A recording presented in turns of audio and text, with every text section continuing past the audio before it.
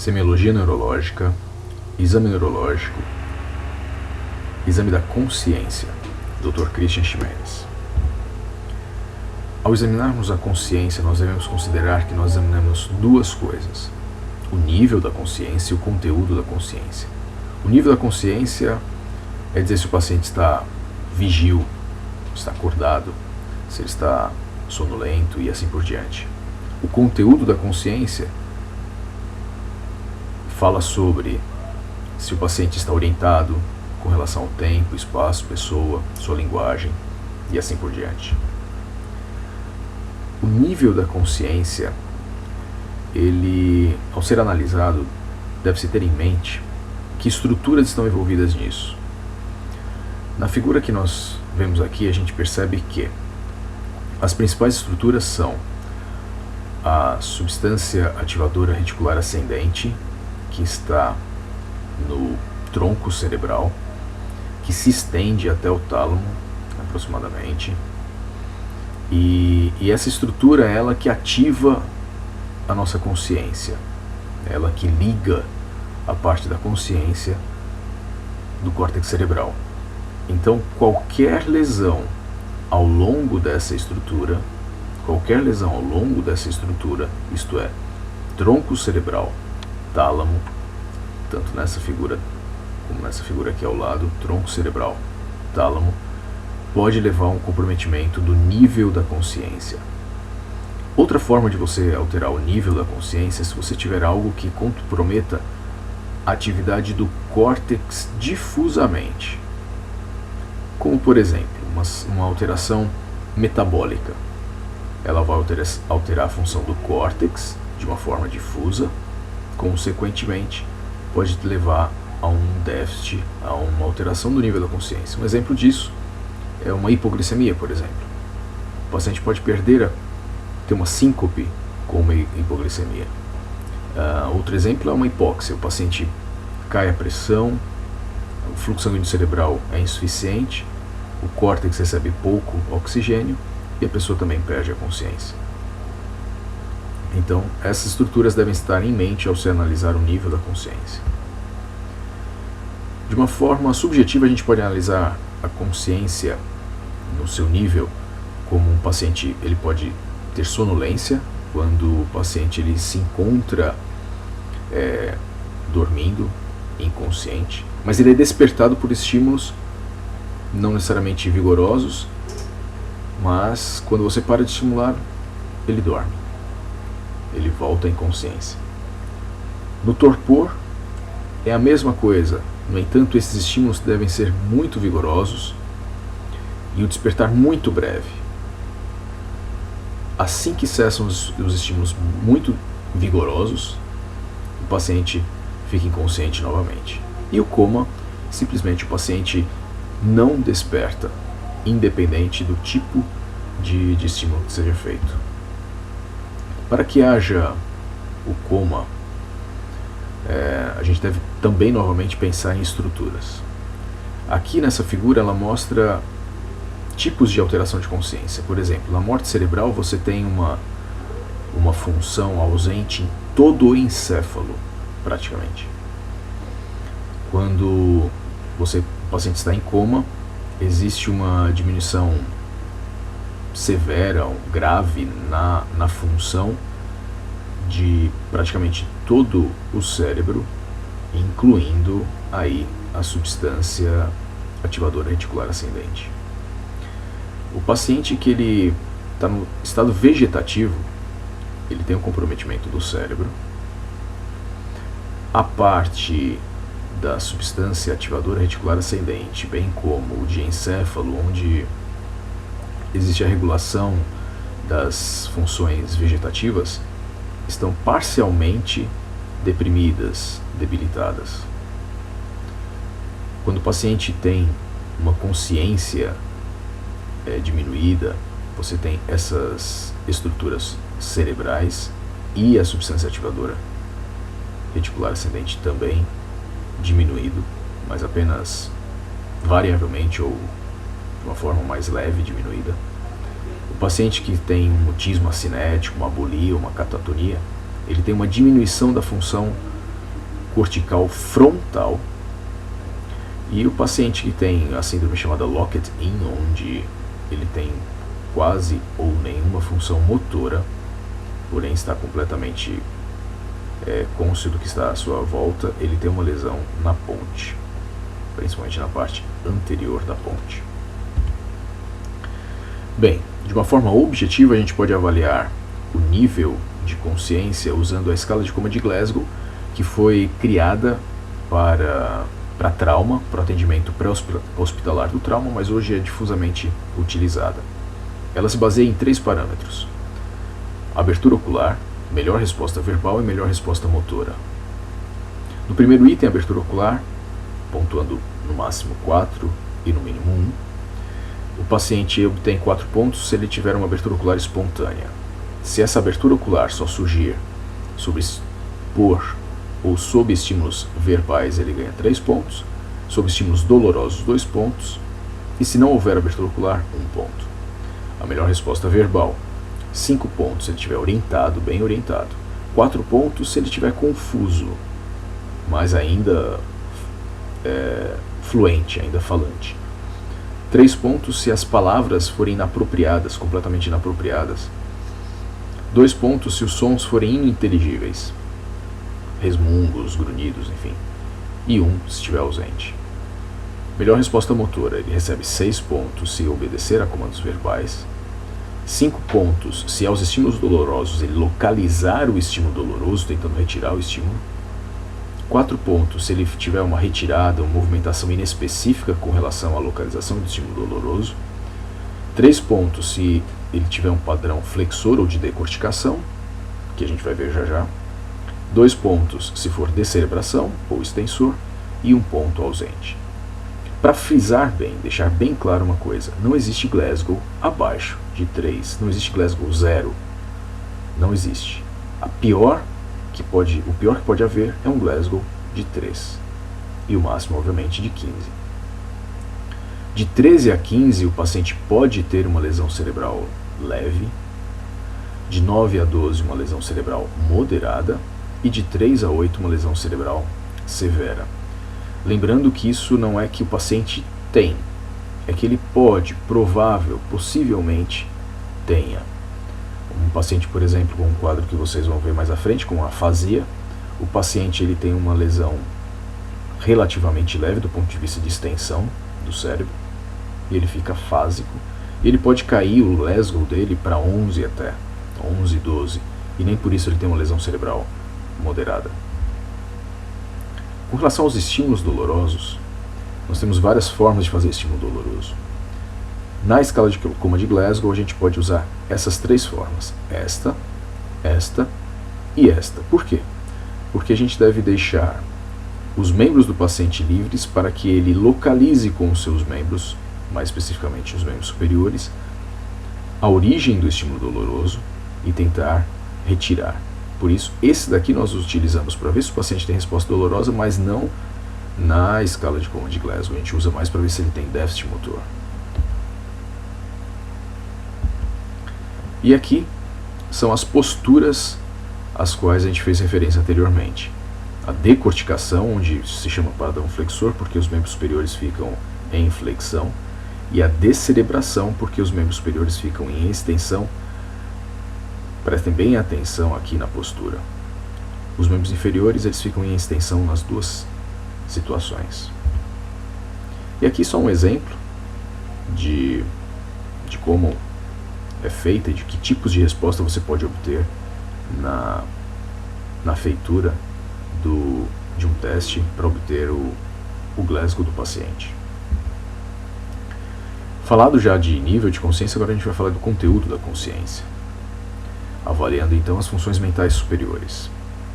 Avaliamos a atenção, a orientação, memória imediata, recente ou tardia, cálculo, o pensamento abstrato, o pensamento espacial, a noção espacial e a percepção visual e corporal.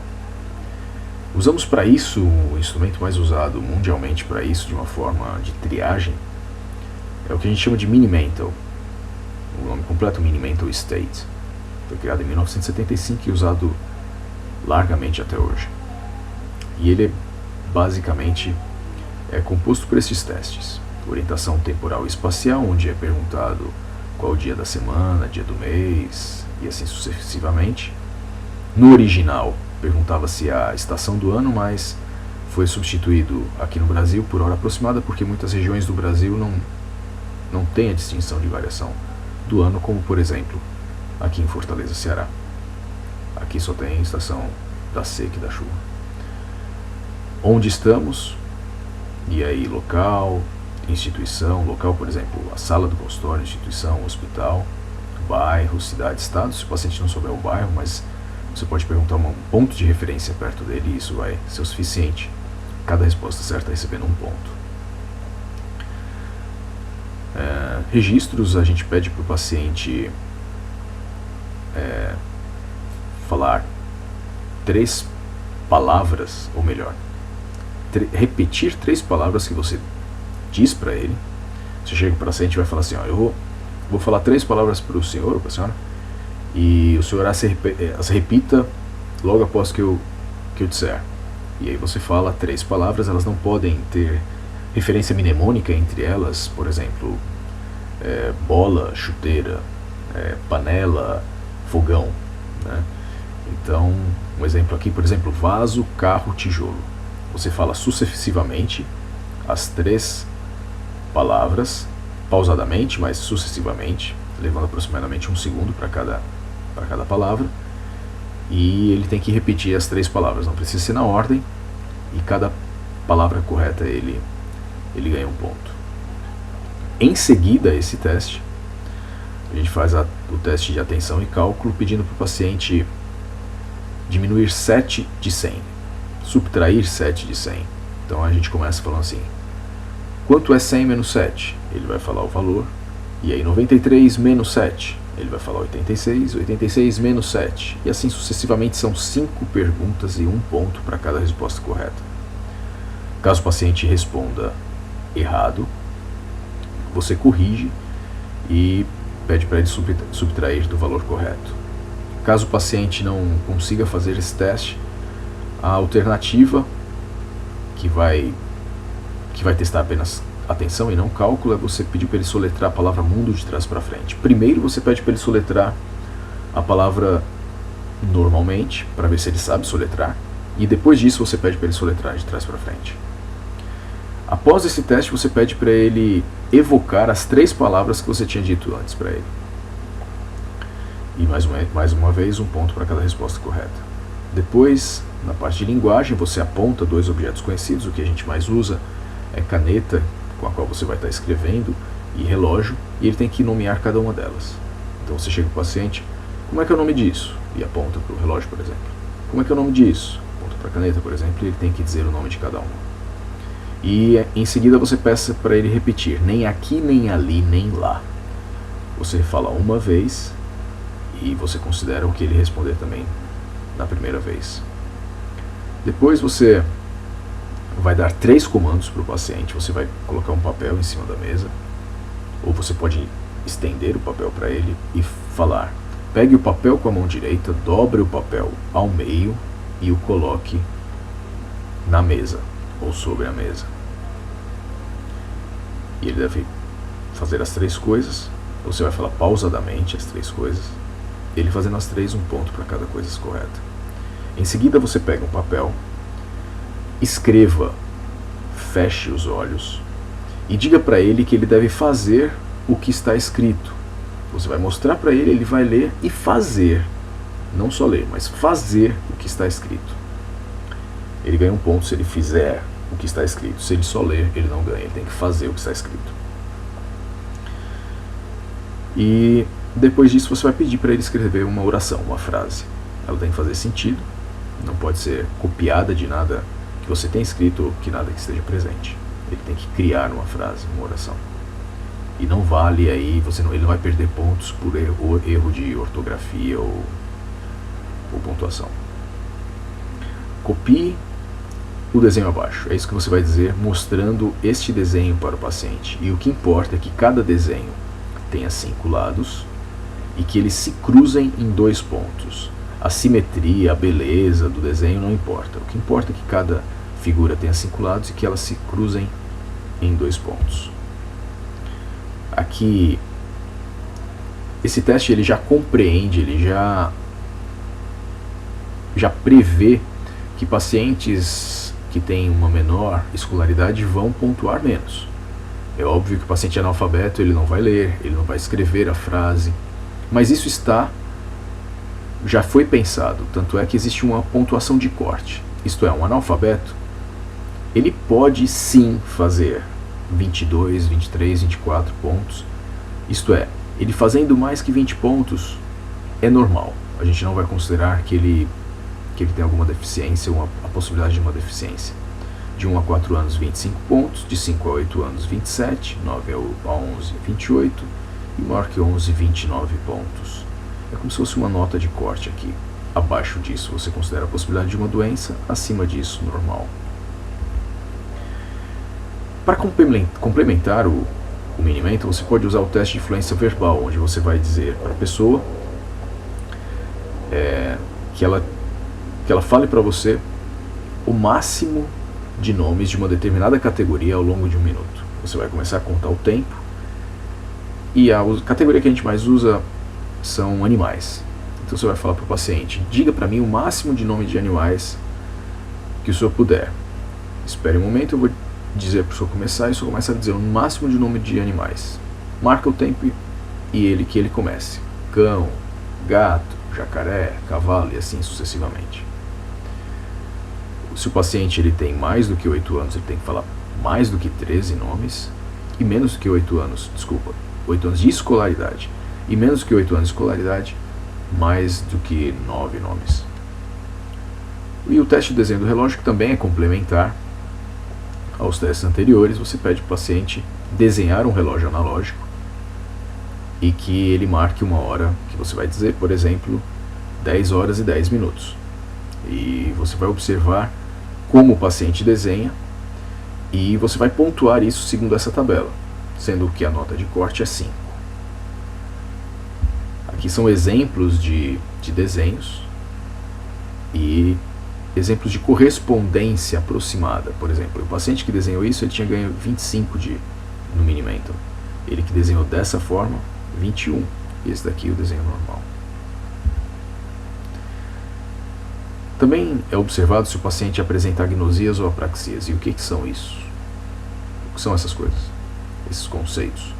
A agnosia, gnoses vem de conhecimento, é a perda da capacidade do paciente conhecer ou reconhecer o significado de certo estímulo, visual, auditivo, tátil, enfim. Por exemplo, a agnosia visual, o paciente ele não reconhece ao ver um objeto, e apenas ao ver o objeto ele não pode tocar nem ouvir.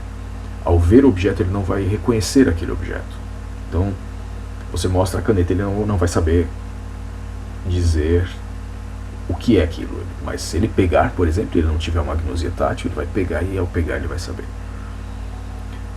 Existem subtipos de agnosias visuais. A prosopagnosia, por exemplo, o paciente não reconhecer face. Só por curiosidade, já se fez um estudo e nota-se que existe uma graduação de prosopagnosia e que uma população, uma considerável porcentagem da população possui isso.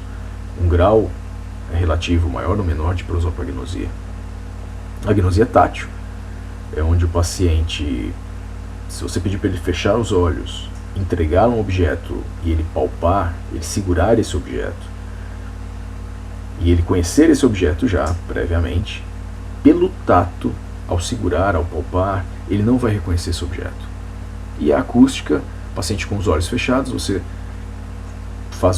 vai, por exemplo, um som de chave chacoalhando, ele ouvindo aquele som, ele não consegue reconhecer o som a origem do objeto, enfim, o que é pelo som.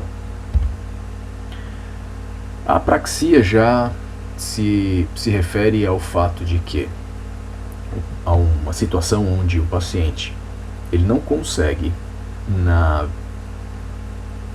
ausência de déficit motor, isto é, o paciente com déficit com a sua função motora absolutamente preservada, ele não consegue fazer uma sequência de movimentos que são concatenados para um determinado objetivo.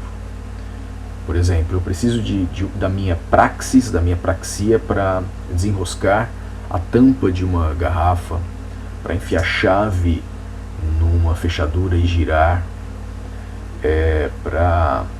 até mesmo para acenar pedindo carona, dar um tchau,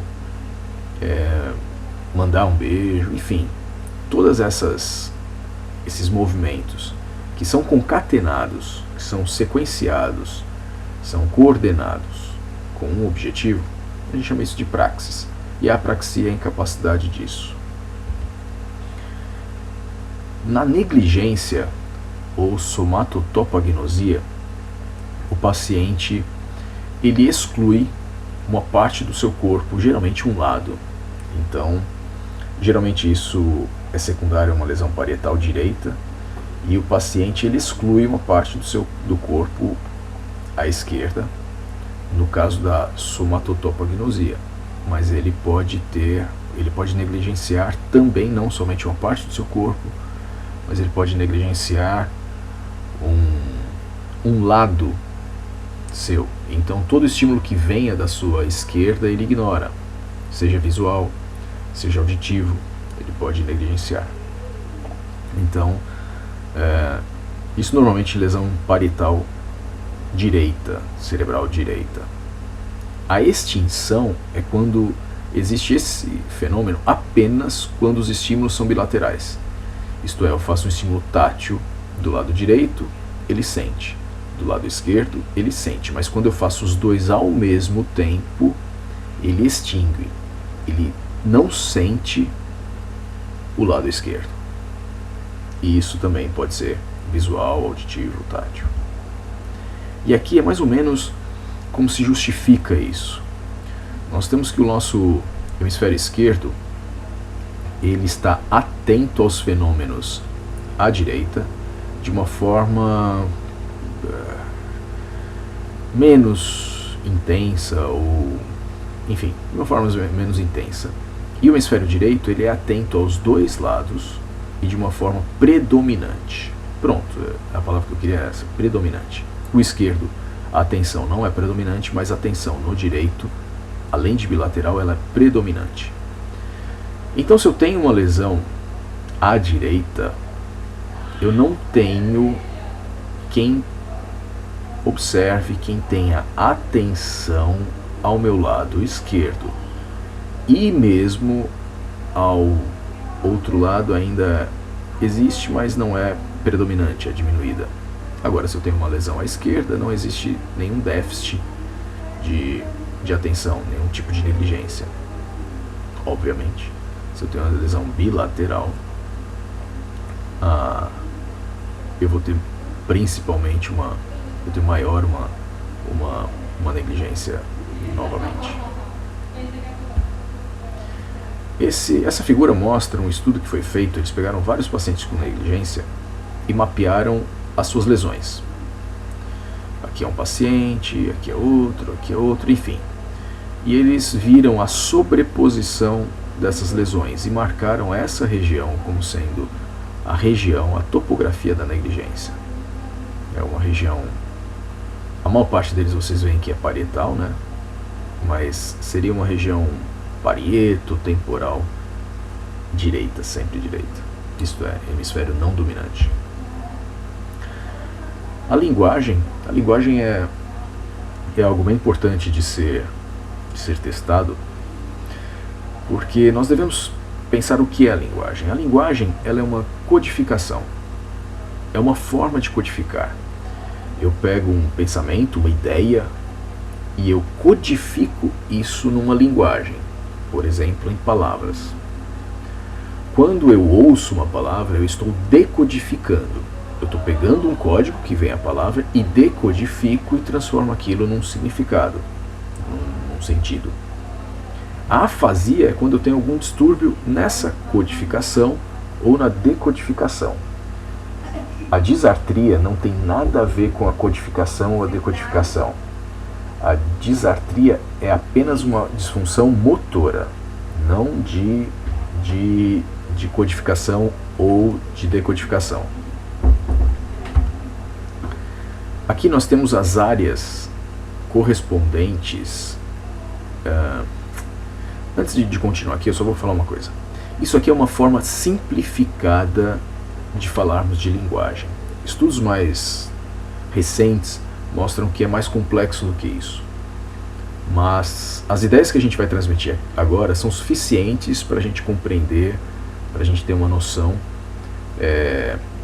muito boa dos distúrbios de linguagem e no nível que principalmente vocês, alunos de graduação, terão acesso, ou quando depois formados terão acesso. Vamos lá. Aqui é a área de Broca. O que é a área de Broca? A área de Broca é a área onde ela codifica a ideia para linguagem. Isto é, você tem a ideia no seu cérebro, é ela que vai transformar em linguagem. A área de Wernicke é o contrário.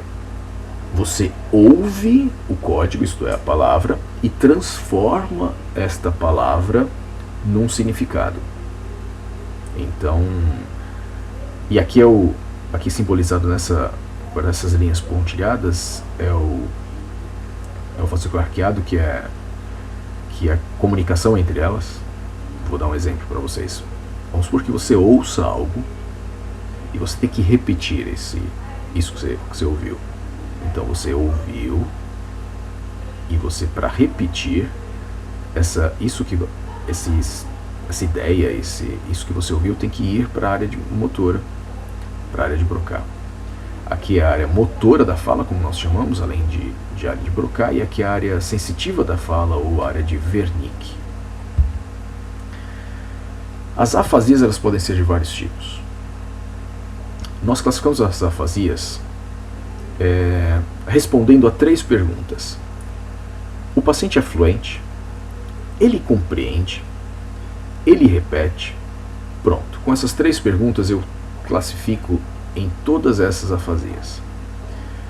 Então eu devo estar atento e vamos trabalhar então algumas das afasias, e vocês vão ver que apesar de parecer muito difícil, não é tão difícil assim.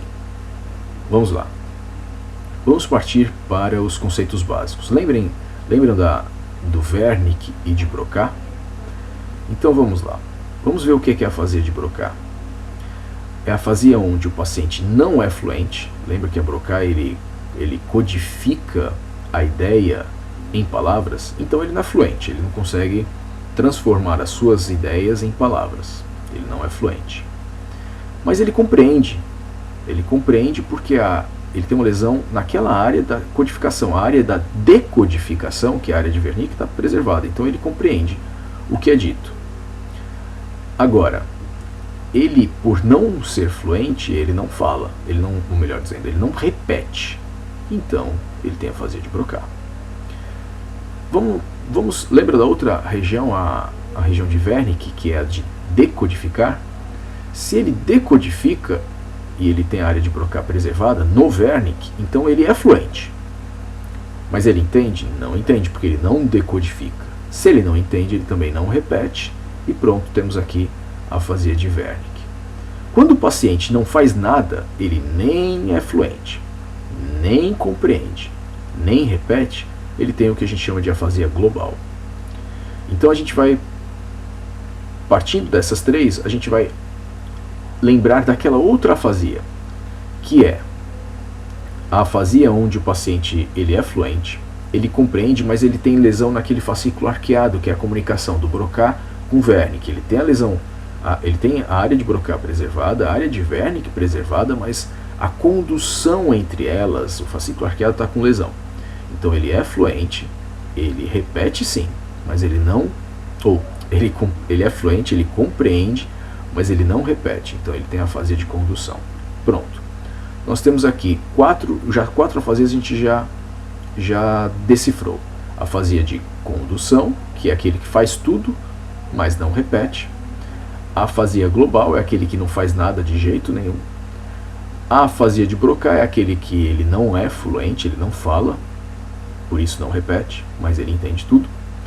A afasia de Wernicke é aquela que ele é fluente, não decodifica e não repete, é a de Wernicke.